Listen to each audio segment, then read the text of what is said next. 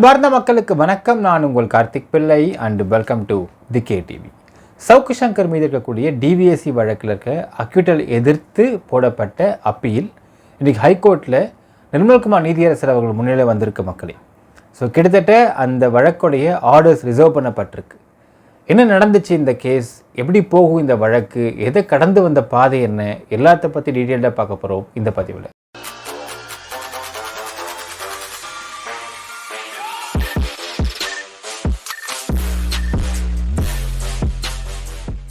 சவுக்கு சங்கர் மீது இருக்கக்கூடிய டிவிஎஸ்சி வழக்கு. இப்போ இந்த வழக்கு என்ன, இதுவரையில் பார்த்திங்கன்னா எல்லா மீடியாக்கள்லையுமே சவுக்கு சங்கர் வெர்ஷன் மட்டும்தான் பார்த்துருக்க முடியும் நம்ம எல்லாராலையுமே. பட் நாம் இந்த கேஸை முழுமையாக விசாரித்து இதோடைய உண்மையான வெர்ஷன் என்ன அப்படிங்கிறத பற்றி டீட்டெயிலாக 2 வீடியோ போட்டிருப்போம் மக்களே. இதில் சம்மந்தப்பட்ட AK விஸ்வநாதன் IPS அவர்கள் எப்படி சம்மந்தப்பட்டிருக்காரு, எப்படி சவுக்கு சங்கர் இந்த திருட்டு வேலையை பார்த்து என்னென்ன மாதிரி தப்பான விஷயத்தை கொண்டு போயிருந்தா, பணத்திற்காக மட்டுமே ஆசைப்பட்டு இந்த வழக்கில் எப்படி இவன் சிக்கினான், எப்படி ஒரு ஆடியோவை ஒரு டிவிஎஸ்சி டேரக்டர் லேப்டாப்லேருந்து திருடி கொண்டு போய் ஜெயலலிதா கிட்ட விற்றா எப்படி பணம் பார்க்க முடியும் அப்படிங்கிறதை எவ்வளவு நுணுக்கமாக வேலை பார்த்து அதில் நுணுக்கமே இல்லாமல் தப்பு பண்ணி எப்படியெல்லாம் மாட்டி சின்னாபின்னமானா அப்படிங்கிறது எல்லாத்த பற்றியும் டீட்டெயில்டு வீடியோ போட்டிருப்போம் மக்களே. 2 வீடியோ நான் டிஸ்கிரிப்ஷனில் லிங்க் கொடுக்குறேன், நீங்கள் பார்க்காதவங்க அதை பார்க்கலாம். இப்போ இந்த வழக்கு அப்படிங்கிறது ஜெயலலிதா காலகட்டத்தில் இருந்த சமயத்தில் லோயர் கோர்ட்டில் இது டிஸ்மிஸ் பண்ணப்பட்டுச்சு, டிஸ்போஸ் பண்ணப்பட்டுச்சு. என்னென்னு பார்த்தீங்கன்னா, இந்த வழக்கில் போதிய ஆதாரத்தை கொண்டு ப்ராசிக்யூஷன் தரப்பு இதனை ப்ரூவ் பண்ணவில்லை. அதாவது ஆதாரங்கள் இருக்கலாம், சாட்சிகள் இருக்கலாம், எல்லாமே ஹாஸ்டைல் ஆனாங்க. எந்த ஒரு நபர் அந்த லேப்டாப்பை ஆராய்ந்து பரிசோதித்து இங்கேருந்து தான் எடுக்கப்பட்டுச்சு, பென்ட்ரைவில் எடுக்கப்பட்டுச்சு, இங்கேருந்து பென்ட்ரைவில் இந்த ஆடியோ காப்பி பண்ணப்பட்டுச்சு, அதுவும் சுஜாதான்ற பென்ட்ரைவில் காப்பி பண்ணப்பட்டுச்சு அப்படின்னா சொன்னாரோ அந்த இன்ஜினியர்லாம் ஹாஸ்டல் ஆனார். அவரெல்லாம் பல்ட்டி அடித்தார். பிறர் சாட்சியாக மாறினாங்க. எதற்குன்னு பார்த்தீங்கன்னா ஜெயலலிதாவுடைய அழுத்தம் காரணமாக. அப்போ அவங்க சிஎம்மாக இருக்காங்க. ஸோ ப்ராசிக்யூஷன் தரப்பால் எதையுமே அந்த இடத்துல ஒன்றும் செய்ய முடியாமல் அவங்க தவிச்சாங்க. இன்ஃபேக்ட் இந்த வழக்கை நேர்மையாக விசாரித்த CBCID அதிகாரி அவர்கள் இந்த வழக்கில் ஜெயலலிதா தரப்பில் கொடுத்த ப்ரெஷரால் எல்லா சாட்சிகளும் பிறர் சாட்சியாக மாறின சமயத்தில் ஒன்றும் பண்ண முடியாமல் தவிச்சாங்க. இன்ஃபேக்ட் பார்த்திங்கன்னா மக்களே, இந்த வழக்கில் திரு சண்முகம் ரிட்டையர்டு ஹைகோர்ட் ஜஸ்டிஸ் அவர்கள் தலைமையில் ஒரு விசாரணை கமிஷன் அமைக்கப்பட்டுச்சு. இந்த திரு சண்முகம் அவர்கள் வேறு யாருமே இல்லை, ஒரு விதத்தில் பார்த்தா சவுக்கு சங்கருடைய சொந்தக்காரர் தான். ஸோ சவுக்கு சங்கர் சொல்கிற மாதிரி இஷ்டத்துக்கும் திமுக சொல்கிற மாதிரிலாம் எழுதி கொடுத்தாரு அப்படின்லாம் குற்றச்சாட்டை முன் வச்சுட்டு இருந்தான். அதெல்லாம் முழுக்க போய் மக்களே, திரு சண்முகம் ஹைகோர்ட் ஜஸ்டிஸ் அவர்கள், ரிட்டையர்ட் ஜஸ்டிஸ் அவர்கள் சவுக்கு சங்கரின் சொந்தக்காரர் ஆவார். நேர்மையாக இந்த கேஸை விசாரித்து ப்ராப்பராக விசாரணை கமிஷனில் ரிப்போர்ட் கொடுக்குறாரு. கொடுத்த ரிப்போர்ட்டை வச்சு CBCID அதை படித்து பார்க்குறாங்க. படித்து பார்த்துட்டு அதற்கு பிறகு CBCID தனியாக ஆஸ் அன் ஏஜென்சியாக இந்த கேஸை முழுமையாக விசாரித்து சாட்சிகள் ஆதாரத்தை ப்ரொடியூஸ் பண்ணுறாங்க.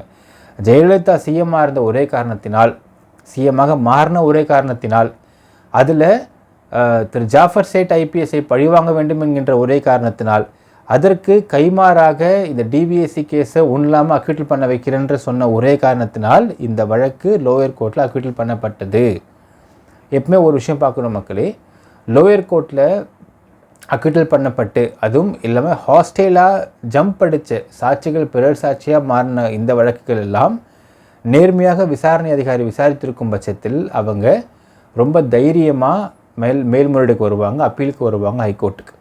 அப்படி அப்பீலுக்கு வரும்பொழுது ஹைகோர்ட்டில் 2 ப்ராசஸ் இருக்கும். என்ன ப்ராசஸ் பார்த்தீங்கன்னா, ஃபஸ்ட்டு ப்ராசஸ், இந்த அப்பீலை ஹைகோர்ட் ஏற்றுக்கொள்வதற்கு முகாந்திரம் இருக்கிறதா அப்படிங்கிறத ஃபஸ்ட்டு அவங்க பார்ப்பாங்க. அதுக்கு டு கிராண்ட் லீவ் அப்படின்னு சொல்லுவாங்க.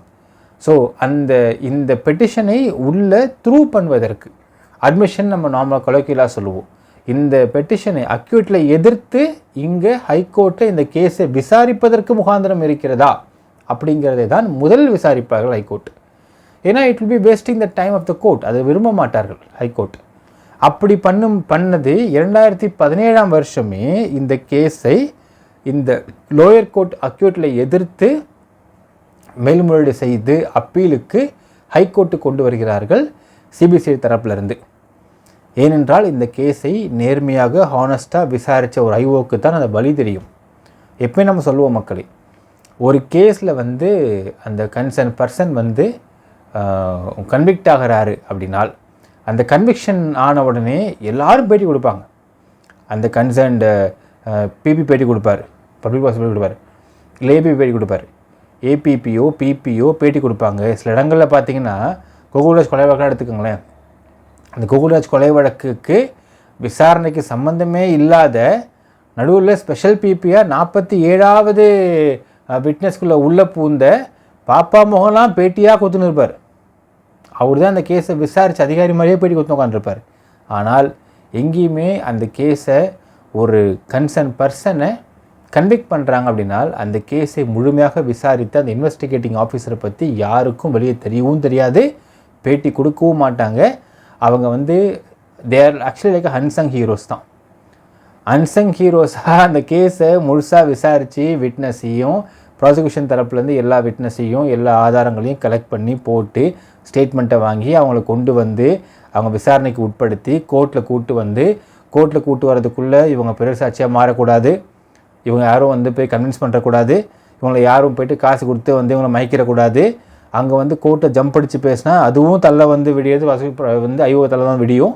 இப்படி எல்லா விதங்கள்லையுமே பாதிக்கப்படுறது ஐஓ தான், எல்லா விதங்கள்லையுமே அந்த கேஸை விசாரிப்பது ஐஓ தான். ஆனால் அந்த ஐஓக்கு எந்த பேரும் புகழும் கிடைக்கிறது கிடையாது. நிறைய கேஸஸில் உதாரணத்துக்கு கோகுல்ராஜ் கேஸ் ஐஓ யாரும் நம்ம யாருக்குமே தெரியாது. ஆனால் அந்த கேஸ் ஹைகோர்ட்டுக்கு போன பின்பும் ஹைகோர்ட்டில் அந்த கேஸ் நின்று பேசுது.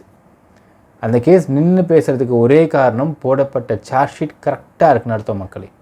இப்படியாகத்தான் இந்த வழக்கிலும் சவுக்கு சங்கர் டிவிஎஸ்சி கேஸ்லேயும் சிபிசிஐடி சேர்ந்த ஒரு இன்வெஸ்டிகேட்டிங் ஆஃபீஸர், அவர் பேர் என்ன அப்படிங்கிறத நம்ம லாஸ்ட்டாக இந்த கேஸ் ஆர்டர் வந்தப்போ நான் சொல்கிறேன் மக்களே.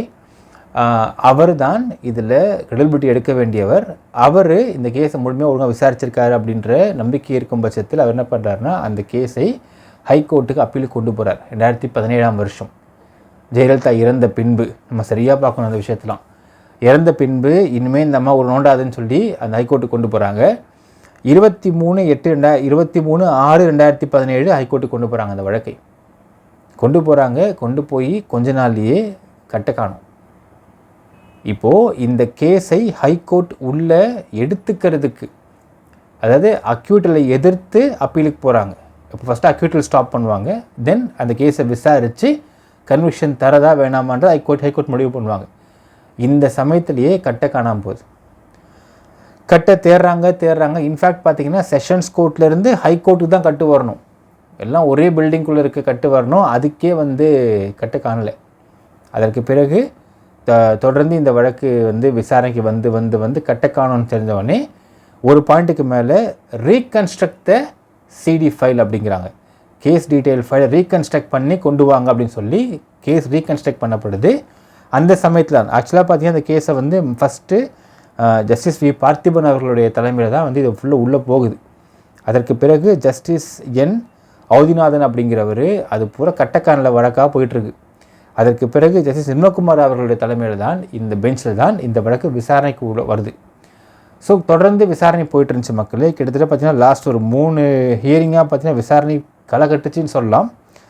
இந்த மாதம் 13/3, 19/3, 21/3, இன்றைக்கி 27/3, இன்றைக்கி இந்த விசாரணை ஆல்மோஸ்ட் முடிவடைந்து விட்டது. ஸோ இந்த வழக்கை அக்யூட்டில் எதிர்த்து இந்த வழக்கை விசாரணைக்கு ஹைகோர்ட்டில் எடுத்துக்கலாமா வேண்டாமா, அதற்கு முகாந்திரம் இருக்கா இல்லையா, மெரிட்ஸ் இருக்கா இல்லையா அந்த கேஸில் அப்படிங்கிறத பற்றி விசாரணை முடிவந்து விட்டது. இப்போது இதுக்கான ஆர்டர்ஸ் ரிசர்வ்டுன்னு போட்டாங்க. எப்போ வேணாலும் ஆர்டர்ஸ் வரலாம். ஸோ நமக்கு தெரிந்து இந்த கேஸை விசாரித்த பட்சத்தில் நம்ம சொல்லக்கூடிய விஷயம் என்னென்னு பார்த்தீங்கன்னா எப்போ வேணாலும் ஆர்டர்ஸ் வரலாம். நமக்கு தெரிந்து ஒரு இன்வெஸ்டிகேட்டிங் ஆஃபீஸரு இவ்வளவு கான்ஃபிடெண்ட்டாக இவ்வளவு தைரியமாக அப்பீலுக்கு போகிறாங்க அப்படின்னால் ஆட்டோமேட்டிக்காக இந்த கேஸில் அவங்க விசாரணை ப்ராப்பராக இருக்கிறது தான் அவங்க மேலும் முன்னாடியே போயிருக்காங்க. அப்படி இருக்கும் பட்சத்தில் இதில் முகாந்திரமும் மெரிட்ஸும் கண்டிப்பாக இருக்கும். எதிர்பார்க்கலாம் ஜஸ்டிஸ் நிர்மல்குமார் அவர்களுடைய பெஞ்சில் வந்திருக்கக்கூடிய இந்த வழக்கிற்கு முகாந்திரம் இருக்கா இல்லையா அப்படிங்கிறதை என்ன சொல்வாரும் எதிர்பார்த்து காத்திருக்கிறோம். He has almost put us in the edge of the சீட்னு சொல்லலாம். மக்களே சீட் நுள்ளில் உட்கார வச்சிட்டார். என்ன சொல்ல போகிறாருன்னு எதிர்பார்த்துட்ருக்கோம். Judgement is reserved. எப்போ போடுறாருன்னு வெயிட் பண்ணி எதிர்பார்க்கலாம். ஜட்மெண்ட் கிடைத்தவுடன் சப்போஸ் இந்த கேஸை விசாரிக்க முகாந்திரம் இருக்குன்னு கொடுத்துட்டார் ஜட்மெண்ட் அப்படின்னால் அடுத்தது இந்த வழக்கு ஹைகோர்ட்டில் அப்பீலுக்கு போகும். அப்பீலுக்கு போகும் பட்சத்தில் எவ்வளவு விரைவாக இந்த கேஸை முடிக்கிறாங்களோ அவ்வளவு விரைவாக நீதி கிடைக்கும்னு சொல்லலாம். மக்களே நீதி யார் கிடைக்கும் அப்படின்னு பார்த்தீங்கன்னா உண்மையாலுமே அன்னைக்கு இந்த கேஸை பார்க்காதவங்க பார்க்குறப்ப தெரியும். அன்னைக்கு கரெக்டாக April 14th Tamil new year பிறக்குது. தமிழ் நியூ இயர் பிறக்கிற அன்னைக்கு எல்லாருக்கும் தமிழ்நாட்டில் இருக்கக்கூடிய சீஃப் மினிஸ்டருக்கும் இன்டெலிஜென்ஸ் சீஃப் திரு ஜாஃபர் சேட் அவர்கள் ஐபிஎஸ் அவர்களுக்கும் டிவிஎஸ்சி டைரக்டருக்கும் ப்ளஸ் சீஃப் செக்ரட்டரிக்கும் எல்லாருக்குமே ஒரு பெரிய பரபரப்பு தொத்தி கொண்ட அந்த ஒரு தரம் என்னென்னு பார்த்தீங்கன்னா ஒரு ஆடியோ லீக் ஆகுது. ஸோ கிட்டத்தட்ட 2008 வெளிவந்த இந்த ஒரு விஷயத்திற்கான நீதி அப்படிங்கிறது இத்தனை நாள் கிடைக்கணும் எதிர்பார்க்கலாம். மக்களே இந்த ஆடியோவை திருடி எடுத்து போட்டு பணத்திற்காக இந்த வேலையை செய்த சவுக்கு சங்கர் கன்விக்ஷன் ஆகலாம் அப்படின்ட்டு எதிர்பார்க்கப்படுகிறது. ஸோ இது என்ன நடக்குதுன்றதை கண்டிப்பாக பொறுத்து பார்க்க நினைக்கிறீங்க அப்படிங்கிறது கமெண்ட்டில் மென்ஷன் பண்ணுங்கள். இந்த ஆர்டர் கிடைத்தாலும் கண்டிப்பாக நான் உங்கள்கிட்ட பகிர்ந்துக்கிற மக்களே என்ன நினைக்கிறீங்கன்றது கமெண்ட்டில் மென்ஷன் பண்ணுங்கள். நன்றி, வணக்கம்.